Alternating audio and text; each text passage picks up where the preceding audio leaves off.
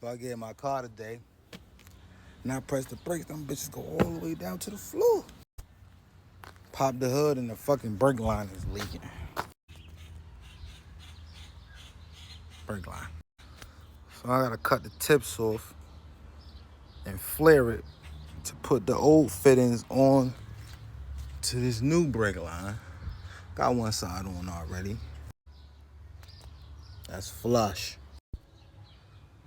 Now we about to cut this one, put the old fitting on so it fits into this.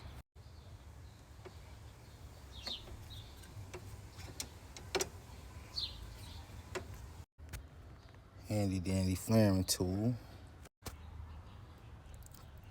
Clean flare. Now it's time to bleed that motherfucker down.